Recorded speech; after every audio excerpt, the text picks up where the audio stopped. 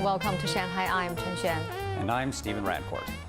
Trump's April 2nd tariffs have taken effect, and the global stock market has reacted almost immediately. Zhang Shushuan was at the annual Boao Forum for Asia at the end of last month to learn more about what possible forms the reactions might take across Asian markets. Let me just say that I disagree that the U.S. is too big to ignore. This is Trump's delusion, by the way. That has been a major instrument of U.S. policy, sanctions. And I think a positive aspect is that we get away from this automatic policy of anybody who does something wrong, sanctions. They don't work. The European Union has confirmed tariffs on China's EVs, and Italy voted in favor of that. That's true. Why are they so concerned about products from China? So, we want to look at tariffs and sanctions. They're a headache for businesses that hit consumers in their wallet.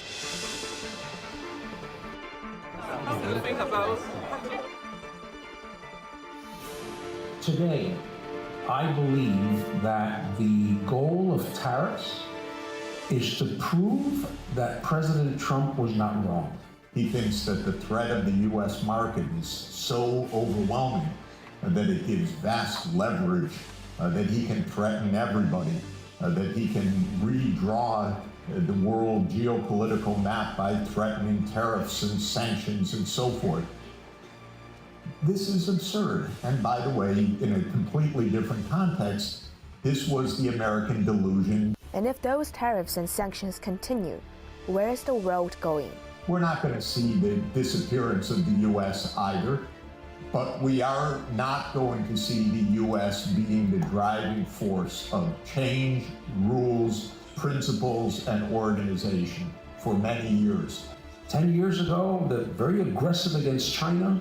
Europe followed. Sanctions against technology, chips. What has been the result of sanctions? China has become a major technology power, right?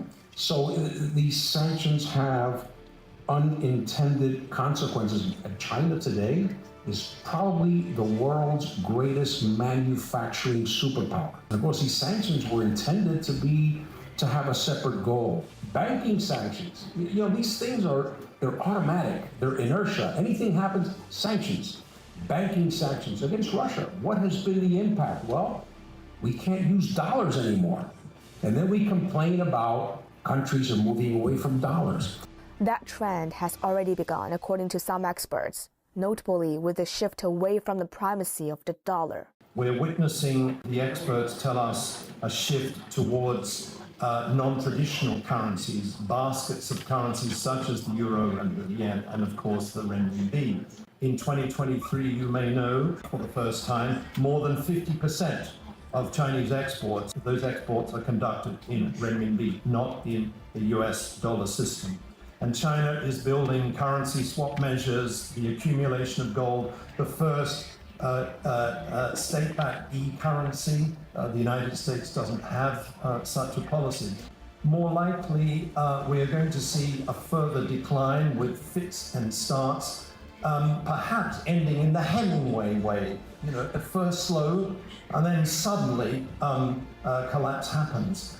Of the kind, here's the historical analogy, last remark, that Britain suffered between the end of World War I and 1945. You may know that the pound sterling was, of course, the currency that underpinned the whole British Empire, the largest globally. But it was in the 1920s, 1927, the pound Britain defaulted on debt, and the rest is history in that the US dollar became the global currency thereafter. I think we're witnessing its disintegration. But from some quarters, all we are seeing is more restrictions. What should China do? Certainly carry on underpinning, protecting the renminbi in global affairs. Please get on with the things that you need to do, which is development, energy transformation, climate action, technology advance. It'll be fine, believe me.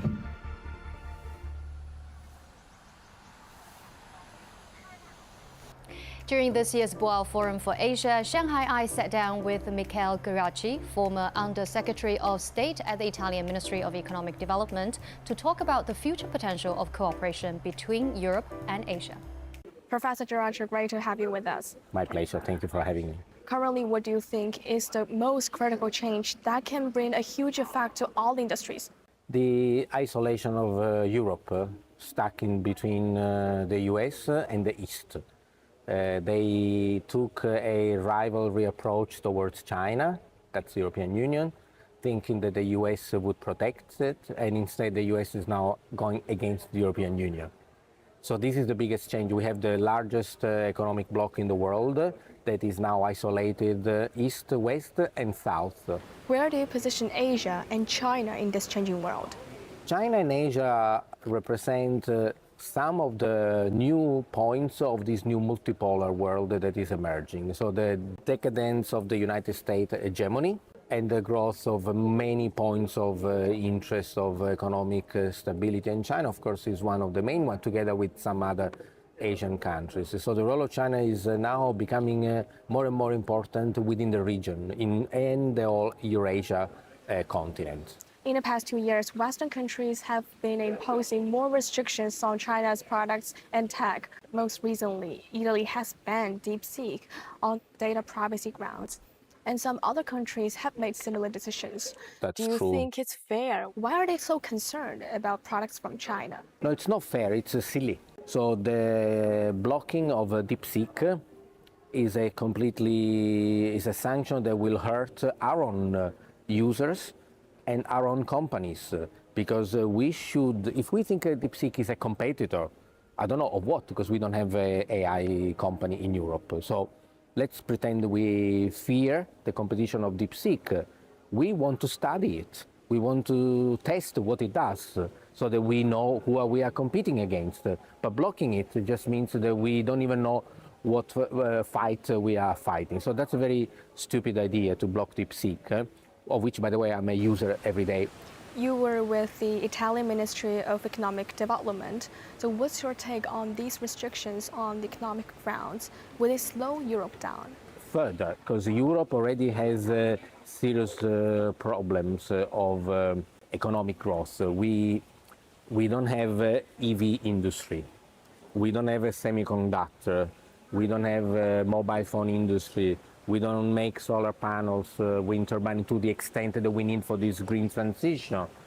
We don't have a source of energy. We don't have gas. We don't have oil. So we are stuck in a world that we are relatively wealthy because we benefit from our growth in the 1960s and 1970s. So the population still does not feel the decline that will be coming in the next 5 to 10 years. What's your attitude towards the Belt and Road Initiative? We've noticed that Italy has quit the initiative. What's your take on that? Another big mistake by my Prime Minister Meloni.